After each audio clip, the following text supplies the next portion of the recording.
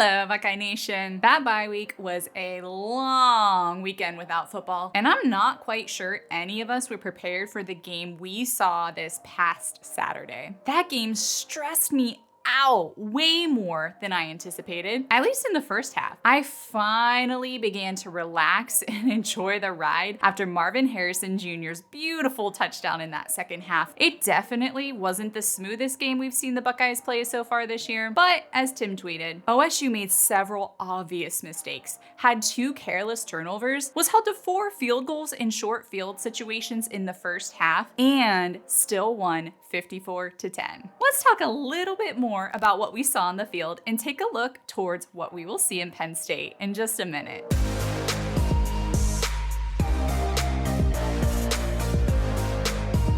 Welcome to Buckeye Football Fangirl. If this is your first time here, my name is Lisa and I'm the gal behind this channel. I'm so happy you're here and hope that you all are soaking up this one-of-a-kind Buckeye football season. I kind of feel like history is being made as we watch, and I don't know about you, but I am immensely enjoying being able to watch it. Do you feel the same way I do? Do you feel that this is one of the Buckeye teams that will go down in history as one of the best? If you agree, show me by liking this video. And while you're at it, go ahead, leave me a comment below with your thoughts on how far you think this Buckeye team can go this year. I appreciate all those who take the time to comment. One of the highlights of my week is getting to chat it up with you all about these incredible Bucks. And I got some great ideas from my previous video from you all on how to stay warm at the Buckeye football game in November. A huge shout out to Brian Coleman, Todd B, Richard Lachat, Tallow, Ohio, and Craig Foster. My takeaways are to layer, preferably with a wool layer, grab something hot to drink, invest in hand warmers, and yes, I consider hand warmers an investment for the warming ROI they provide. And don't be afraid to bring my own blanket. I appreciate all the input, and it helped lead me in my research that I did during the bye week. I'm linking below some of the items that I found that should keep one extremely warm during a very, very cold football game for anyone else who's interested. So let's talk about that Iowa game. I, for one, was not prepared for what happened on the field on Saturday. I'll admit, I'm a spoiled Buckeye fan. Aren't we all? And so I thought the points in the game were just going to come a whole lot easier than they did. And don't get me wrong, the points did come, just much later in the game than we all thought. In the end, the final score does not reflect the stress we fans felt during that first half, because that was a stressful first half. For one, there were so many turnovers. Thankfully, Ohio State was on the receiving side of the majority of them, but those huge momentum swings almost started giving me whiplash. You all, there were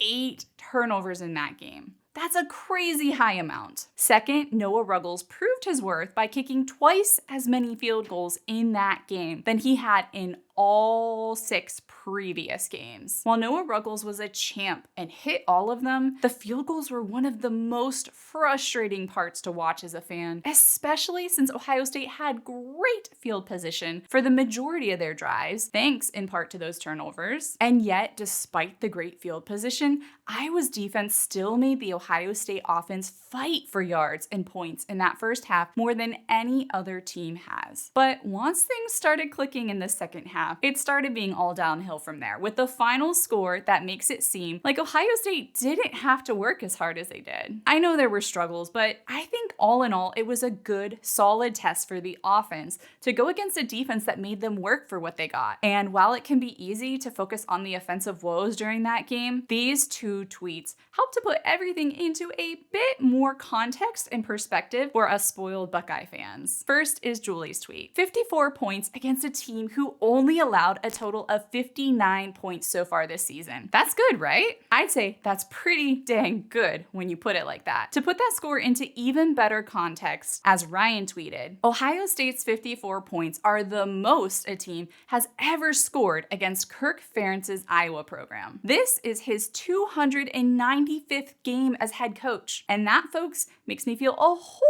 lot better about everything after Saturday. Well, that paired with how we saw the offense and especially CJ Stroud, continued chugging along, even though things weren't clicking for them right off the bat. You could tell CJ and Coach Day were getting frustrated, but they didn't let it throw them off. And CJ gave us a glimpse of what he has inside him. JJ's tweet sums this up extremely well. The best thing I saw today, resilience from CJ Stroud.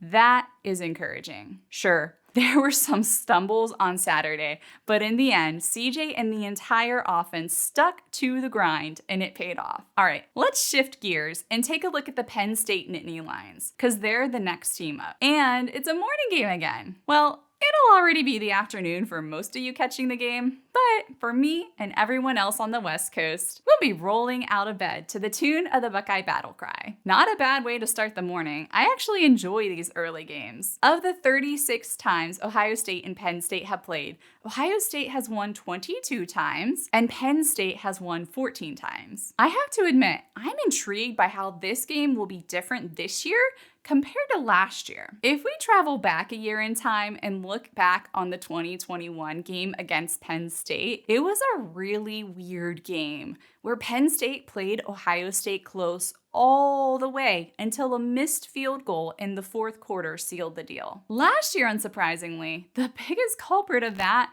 was the fact that our defense couldn't shut down their passing game, and that kept Penn State in the game. While they did manage to stop the run game, you may have had nightmares like I did due to Jahan Dotson and Parker Washington balling out for over 100 yards each. Ugh, still gives me flashbacks when I think about it. This year, Penn State started their season off hot, winning their first 5 games. Unfortunately for everyone involved, they were utterly exposed in a loss to TTUN 2 weekends ago. Yep, TTUN gashed through Penn State's run defense, putting up 418 rushing yards. Moving on. This past Saturday, Penn State fared much better, beating Minnesota soundly, and I have no doubt they will roll into this game prepared for Ohio State. Because, after all, even if they are not our rival, they see us as theirs. Penn State is led by their head coach, James Franklin, who is in his 9th year as head coach. Franklin is Pennsylvania born and raised, and here's a fun fact. Franklin earned a spot as one of the most overpaid coaches in college football in 2022 by USA Today Sports.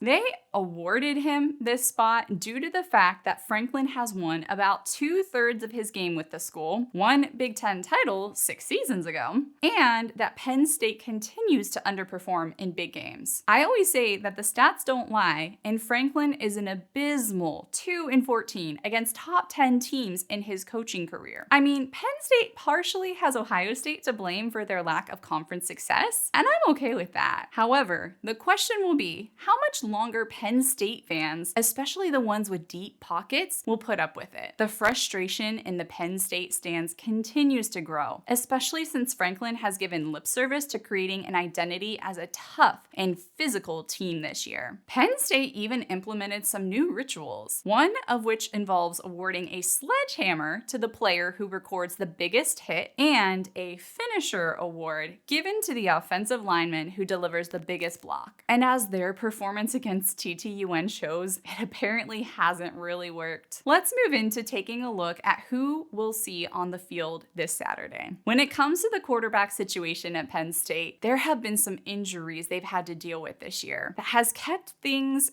interesting for them. Starting quarterback Sean Clifford, in his 6th year at Penn State, went into the injury tent in the 4th quarter during the TTUN game. Backup quarterback Drew Allar came in and, with a somewhat shaky performance, closed out the game. For all the hype Allar has received as the #1 quarterback recruit, when he had to step into the TTUN game to relieve Clifford, his passes were described as, and I quote, wobbly ducks, and not thrown within the vicinity of the receiver. Franklin has been tight-lipped about the extent of Sean Clifford's injury, which isn't a surprise. However, he did take the field and seemed to be playing up to his normal level of play this past Saturday against Minnesota. We'll more than likely see Clifford on the field this weekend, but I wanted to mention that just in case we see Allar on the field. Ohio State has been great at making Sean Clifford see ghosts in previous years, and I have no doubt that they'll be able to do it again this year. Something to note about Sean Clifford is this game will be his 41st start as a Nittany Lion. That's a whole lot of starts. In his expansive career, Clifford has thrown the ball about 90% of the time and has used his legs about 10% of the time. You should know that he's an Ohio guy, originally from Cincinnati, Ohio, and he's been a functional quarterback for Penn State during his time there, which has been a while. His most productive wide receiver target this year has been Parker Washington, which should be no surprise. As I mentioned earlier, he had quite a good game last year against Ohio State, recording over 100 yards to the embarrassment of us all. Washington leads the team in total yards. However, he has only scored 1 touchdown so far this year. This is one of the matchups I'm going to be watching the closest to see how Ohio State attempts to contain him this year. Also on the receiving side of things, wide receiver Mitchell Tinsely and tight end Brenton Strange are tied for the highest amount of receiving touchdowns with 4 touchdowns each. It's interesting to note that Penn State has been throwing the ball roughly 60% of the time and running it around 40% of the time this year. However, they are currently tied with the exact same number of rushing and receiving touchdowns for the season. On the ground, Nicholas Singleton is their leading running back and leads the team in touchdowns scored with 7. Singleton is a solid back, and the most impressive thing about this former 5-star recruit is that he has stepped into the leading role as a true freshman. Running back Katron Allen follows after Singleton in yards and has logged 4 touchdowns himself. The top defensive player to know is safety Jair Brown. Brown is a slippery safety who has been making an impact and currently leads the team with 34 total tackles. When you add a sack, 2 interceptions, and a forced fumble, you can see he's been quite disruptive. Linebacker Curtis Jacobs is another explosive player on the defense, and he's especially worth noting as he's coming off of a hot weekend where he recorded 14 tackles against Minnesota. Cornerback Joey Porter Jr.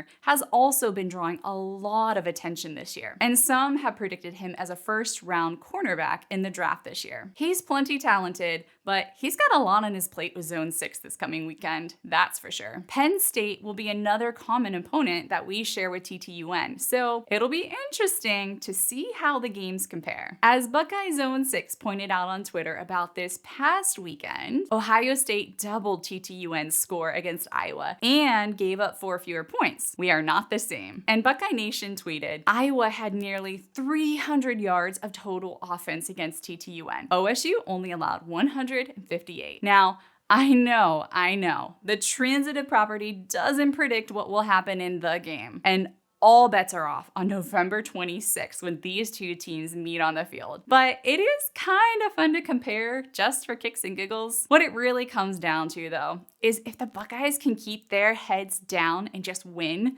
we're all going to be very, very happy at the end of the season. I like the energy Who Knows Ty has in this tweet. I don't care what nobody says. Ohio State has looked very dominant for most of the season. Keep riding that momentum to the playoffs. I have one more tweet that I think wraps everything up really well. This one from Buckeye Frank. I'm gonna say it again.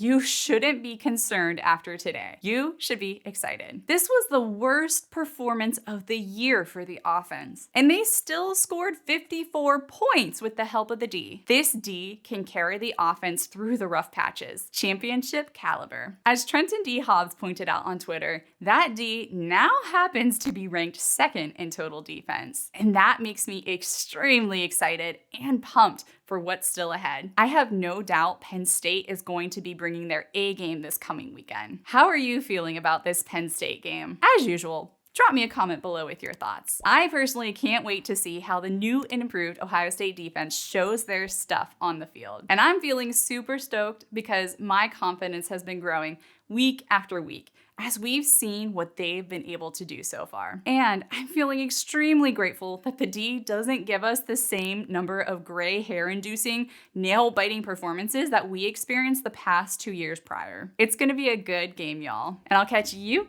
on the other side of the game. Oh.